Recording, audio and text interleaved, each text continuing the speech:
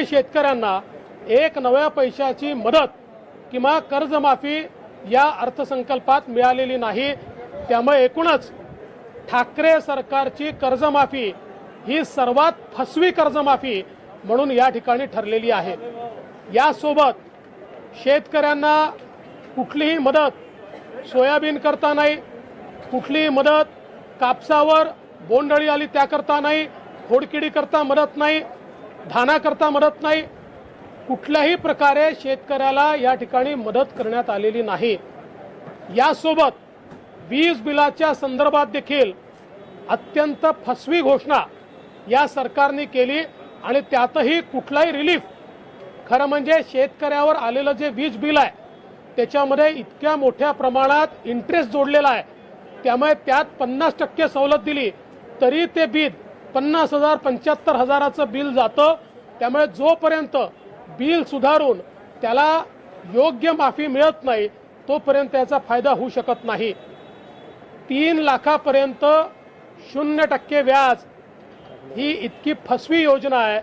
याचं कारण यापूर्वी ही योजना अस्तित्वात होतीच, पण महाराष्ट्रामध्ये छोटा आणि सीमांत हा जवळजवळ 80% शेतकरी आहे आणि विशेषतः कोरडवाहूच्या भागामध्ये तर त्याची जी कर्ज घेण्याची मर्यादा आहे तीच 50,000 रुपये 1 लाख रुपयाच्या वर नाही। त्यामुळे 80% शेतकरी असा आहे की ज्याला कधी लाख रुपयाच्या वर कर्ज मिळत नाही आणि म्हणून केवळ नावापुरती घोषणा आहे, याचा कुठलाही लाभ हा शेतकऱ्याला होईल असं वाटत नाही। या अर्थसंकल्पामध्ये सगळ्यात महत्त्वाची गोष्ट इन्फ्रास्ट्रक्चरचे जे प्रोजेक्ट घोषित केले आहेत, एक तर सगळे चालू असलेले प्रोजेक्ट म्हणजे जुने प्रोजेक्ट आहेत किंवा केंद्र सरकारच्या मदतीतनं जे प्रोजेक्ट होणार आहे। उदाहरणादाखल नांदेड जालना रस्ता 6,000 कोटी केंद्र सरकारने हा रस्ता घेतलेला आहे। यासोबत वेगवेगळ्या प्रकारच्या ज्या काही योजना पिण्याच्या पाण्याच्या केल्या ती केंद्र सरकारची योजना आहे। ज्या काही सिंचनाच्या योजनांकरता निधी घोषित केला त्याही करता प्रधानमंत्री सिंचन आणि बळीराजा योजनेचे पैसे केंद्र सरकार देत आहे। त्यामुळे एकीकडे केंद्र सरकारला नावं ठेवायची आणि इन्फ्रास्ट्रक्चरच्या मग त्या रेल्वेच्या योजना असो की इतर कुठल्याही योजना असो, मेट्रोच्या योजना असो, या सगळ्या योजना केंद्र सरकारच्या मदतीने होणाऱ्या योजना आहे। आम्हाला आनंद आहे या योजना घोषित केल्या, पण त्याच्यासोबत हे जोडायला पाहिजे होतं की याच्याकरता भरीव निधी हे केंद्र सरकार आम्हाला देत आहे, ते मात्र सांगायला हे सरकार पूर्णपणे या ठिकाणी विसरलं आहे। दुसरं मला प्रश्न पडला की हे राज्य सरकारचं बजेट होतं की मुंबई महानगरपालिकेचं बजेट होतं, कारण मुंबई महानगरपालिकेच्या बजेटमधल्या योजना ज्याला महाराष्ट्र सरकार एक नवा पैसा देखील देत नाही आहे, ज्या प्युअरली महानगरपालिकेच्या योजना आहेत त्याही योजना या अर्थसंकल्पामध्ये घोषित करण्यात आल्या आणि त्यातल्याही अनेक योजना ज्या आहेत त्या सुरू योजना आहेत। मुंबई संदर्भात इतर ज्या योजना घोषित करण्यात आल्या आहेत, मग ट्रान्स हार्बर लिंक असो किंवा वांद्रे वर्सोवाची योजना असो किंवा त्या ठिकाणी जो काही एक उडानपूल सांगितलेला आहे तो उडानपूल असो, शिवडी ते वरळी, हे सगळे आमच्या सरकारच्या काळात सुरू झालेले अशा प्रकारचे सगळे त्या ठिकाणी प्रकल्प आहेत। त्यामुळे नव्याने इन्फ्रास्ट्रक्चरचे कुठलेही प्रकल्प राज्य सरकारने घेतलेले नाहीत। सगळ्यात महत्त्वाची गोष्ट अशी आहे, ज्या तीर्थक्षेत्र विकासाचे कार्यक्रम घोषित केले एकालाही पैसे घोषित केले नाही, कारण हे सगळे एखाद दुसरा अपवाद सोडला सगळे चालू कार्यक्रम आहेत, सगळे सुरू आहेत। हे मागच्या काळात ज्यावेळेस सुधीर मुनगंटीवारजी राज्याचे अर्थमंत्री होते त्यावेळी सुरू केलेले कार्यक्रम आहे। मग अष्टविनायकाला रस्त्यांनी जोडण्याचा कार्यक्रम, त्याला जवळजवळ 800 कोटी रुपये सुधीर मुनगंटीवारजींनी त्यांच्या बजेटमधून दिले, त्यातली कामं पूर्ण झाली आहेत। या सगळ्या ज्योतिर्लिंगांकरता सुधीर मुनगंटीवारजी त्यांनी बजेटमध्ये यापूर्वीच पैसा दिलाय। त्यामुळे हे सगळे जे चालू कामं आहेत त्या कामांनाच त्या ठिकाणी खरं म्हणजे दर्शवण्यात आलेलं आहे। आमची अपेक्षा अशी होती की कोविडच्या या सगळ्या प्रादुर्भावामुळे जो काही समाजातला छोटा घटक आहे, 12 बलुतेदार आहेत, रस्त्यावर काम करणारे कामगार आहेत, दिहाडी काम करणारे, रोजंदारीने काम करणारे कामगार आहेत, यांना काहीतरी राज्य सरकारच्या वतीनं दिलासा देण्यात येईल. तोही दिलासा राज्य सरकारच्या वतीनं कुठलाही देण्यात आलेला नाही. सगळ्यात महत्त्वाचं, रोज पेट्रोल डिझेलचे बोर्ड घेऊन येणारे सत्ता पक्षाचे आमदार यांच्या नाकावर टिच्चून राज्य सरकारने 27 रुपयापैकी एक नवा पैसा देखील पेट्रोल डिझेलवर कमी केलेला नाही. त्यामुळे आता राज्य सरकारला पेट्रोल डिझेलच्या भावावर बोलण्याचा अधिकारच नाही. कारण गुजरातपेक्षा 10 रुपयांनी मुंबईतलं पेट्रोल महाग आहे, महाराष्ट्रातलं पेट्रोल महाग आहे आणि ते केवळ राज्य सरकारच्या टॅक्सेसमुळे महाग आहे. महिलांच्या संदर्भातही या ठिकाणी ज्या योजना जाहीर करण्यात आल्या त्या योजना अतिशय छोट्या योजना आहेत. ठीक आहे, तरी देखील काही योजनांचं आम्ही स्वागत करू, परंतु यातही कुठलीही प्रभावी योजना ही मात्र राज्य सरकारच्या वतीनं घोषित करण्यात आली नाही. विशेषतः रोजगाराच्या संदर्भात केंद्र सरकारची अप्रेंटिसची योजना आहे, त्याच योजनेला थोडी भर घालून त्यातनं आम्ही 2 लाख लोकांना अप्रेंटिस देणार. तो रोजगार नाही आहे. त्याच्यात आपण जर मागच्या काळात बघितलं, दरवर्षी 1 लाख लोक तसेही केंद्राच्या योजनेत अप्रेंटिस म्हणून 3 महिने, 6 महिने किंवा वर्षभराकरता काम करतायत. यातनं रोजगार नाही आहे, यातनं केवळ प्रशिक्षण आहे. त्यामुळे त्याला रोजगार सांगून जणू काही आम्ही रोजगार उपलब्ध करून देतोय, अशा प्रकारे जे या बजेटमध्ये सांगण्यात आलं आहे हे पूर्णपणे धादांत असत्य आहे. एकूणच या बजेटमध्ये जी अपेक्षा होती, ज्याप्रमाणे केंद्र सरकारने कोविडवर मात करण्याकरता प्रचंड त्या ठिकाणी पायाभूत गुंतवणूक केली, ती गुंतवणूक दिसत नाही. एकाच गोष्टीवर मी समाधान व्यक्त करतो, पण ते देखील तेव्हाच व्यक्त करीन ज्यावेळेस खरंच ती तरतूद केली जाईल. नागरी भागाकरता नवीन अभियान या सरकारनं जे काही आरोग्याचं सुरू केलं आहे आणि आरोग्य संचालनालय नागरी भागाकरता तयार करण्याचा जो मनोदय आहे तो निश्चित योग्य आहे, पण त्याला खरोखर पैसे मिळाले तरच त्याच्या संदर्भात आम्ही समाधान व्यक्त करू शकू.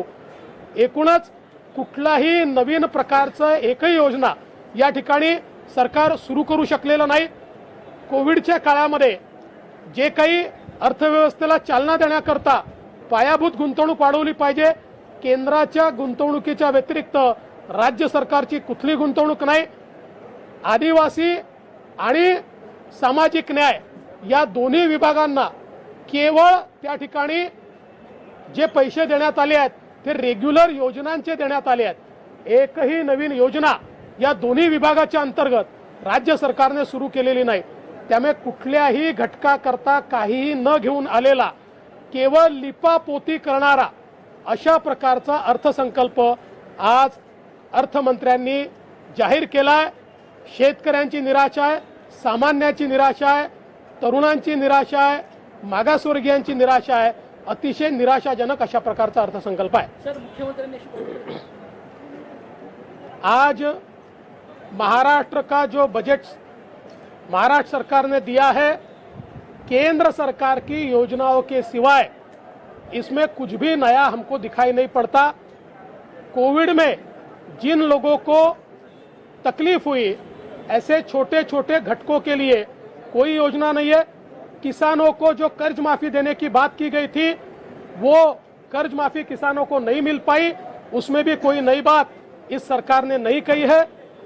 उसके साथ साथ युवाओं के लिए कोई नई बात नहीं है. पेट्रोल डीजल के भाव सबसे ज्यादा आज महाराष्ट्र में, गुजरात से 10 रुपए पेट्रोल का भाव महाराष्ट्र में ज्यादा है.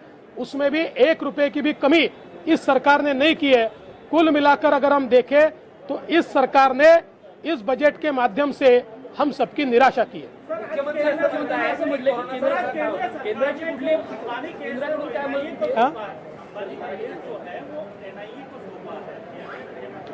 देखिए, मुझे इसकी जानकारी नहीं है, पर आप लोग अगर बता रहे हैं तो हो सकता है कि वो एनआईए को गया हो.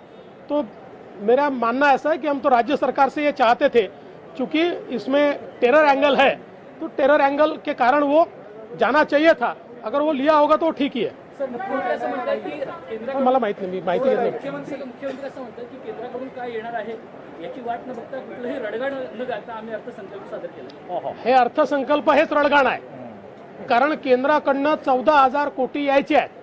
म्हणजे केंद्राकडनं आलेले हजारो कोटी सांगायचे नाही आणि केंद्राकडनं जवळजवळ वेगवेगळ्या योजनांवर आलेले 3 लाख कोटी सांगायचे नाहीत आणि 14,000 कोटी जे 31 मार्चपर्यंत येतातच किंवा 31 जुलैपर्यंत येतात त्याचं मात्र रडगाणं गायचं. हे रडगाणं गाणारच बजेट आहे. छत्रपती शिवाजी महाराजांच्या स्मारकाचा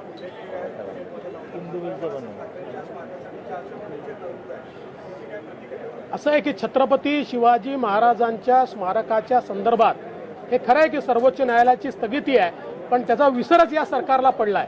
त्याचप्रमाणे इंदू मिलवर जे डॉक्टर बाबासाहेब आंबेडकरांचं स्मारक बनत आहे त्याचाही विसर कुठेतरी राज्य सरकारला पडलेला आहे. ठीक आहे, बाळासाहेब ठाकरेंचं स्मारक मोठं झालं पाहिजे, ते भव्य झालं पाहिजे, त्याला पहिले 100 कोटी होते आता त्याचे 400 कोटी झाले. ठीक आहे, आम्हाला आनंद आहे, पण इतरही या राज्यातले जे मोठे लोक आहेत, कारण आता अण्णाभाऊ साठेंची 100वी जयंती नुकतीच या ठिकाणी आपण पार पाडली आणि अण्णाभाऊ साठेंच्या स्मारकाकरता एक नवा पैसा त्या ठिकाणी नाही. लहुजी वस्ताद साळवे यांच्या पुण्याच्या स्मारकाकरता एक नवा पैसा या ठिकाणी ठेवण्यात आलेला नाही. पेट्रोल डीजल का भाव के बारे में तो बात कही गई, परंतु सिलेंडर के बारे में भी कहीं पर भी उल्लेख नहीं हो रहा. जनता इससे हलाकत हो रही है, इस पर आप क्या कहेंगे? देखिए, सिलेंडर के संदर्भ में जो भाव सिलेंडर के बढ़े हैं वो केवल नॉन सब्सिडाइज के बढ़े हैं.